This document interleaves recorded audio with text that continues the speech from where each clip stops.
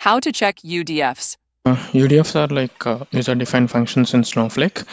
You can utilize several commands to query and to see how UDF has created. The first thing is using the show command. Like we can use the command like show user functions. So this will also give you the list of all the UDFs, and to list all the UDFs, show functions in schema and schema name, so that it will give you the functions in a specified schema. And also we can use the show external functions, so this can give you the UDF. And also, apart from this, we can also use the metadata schema, which is nothing but information schema dot functions. So in this table, we can also see the schema, but it can give you a list of all the functions user defined. That includes the user defined function as well. But we need to categorize the what we are looking for. And UDF usually we can call using select UDF underscore name, and we can give you the arguments, the list of argument that it passes. So that actually give you the a single value. And if you wanted to give some tabular UDF, we have to use the function like a table, so that it will give you the data in the format of table. Okay, next question. Can we create Snowpipe on internal stages? Yes, you can create the Snowpipe on internal stages in the Snowflake. Snowpipe is basically to design and facilitate automated near real-time data loading from the various stages to the table. That also includes the internal stages. So majorly stages are three types: user stages and table stages and named stages. User stages will be allocated to a for every user for his personal purpose, and table stages are created for table purpose to utilize it to load the data to the specific table.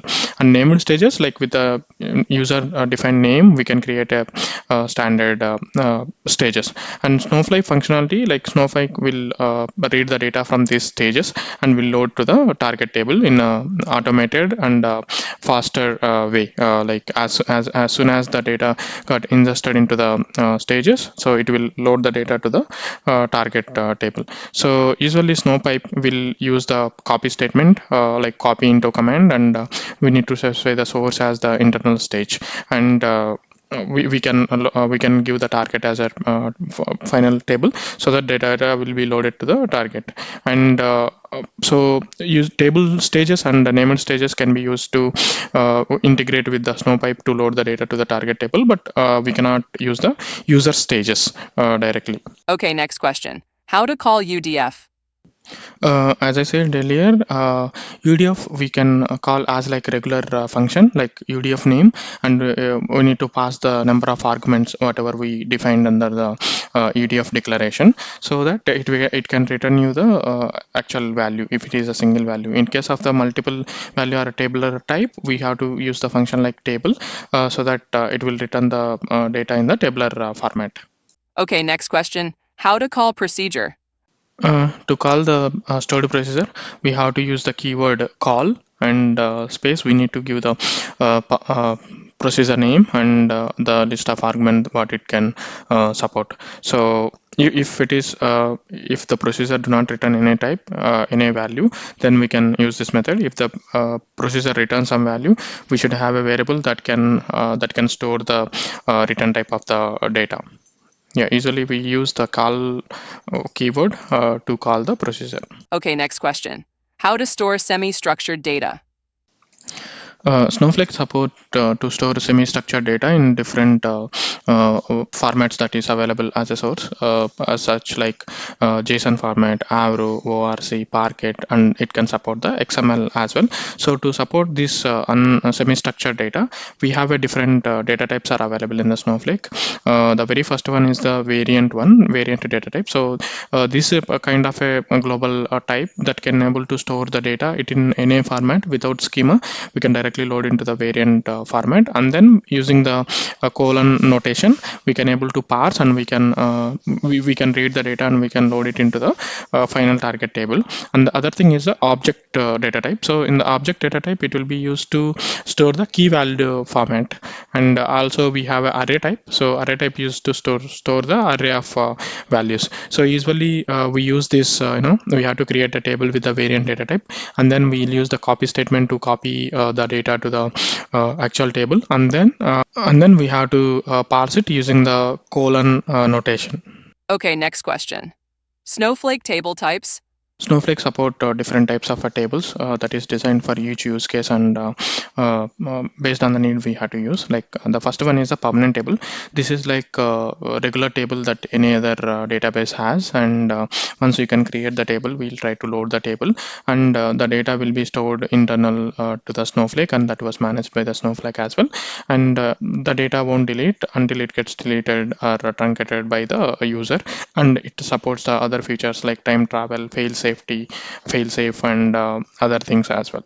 So the next thing is a transient table. So this is a kind of a permanent table only, but that should be more controlled by the user. Like most of the use cases of this table is like once you for transient table mostly use it for the staging purpose.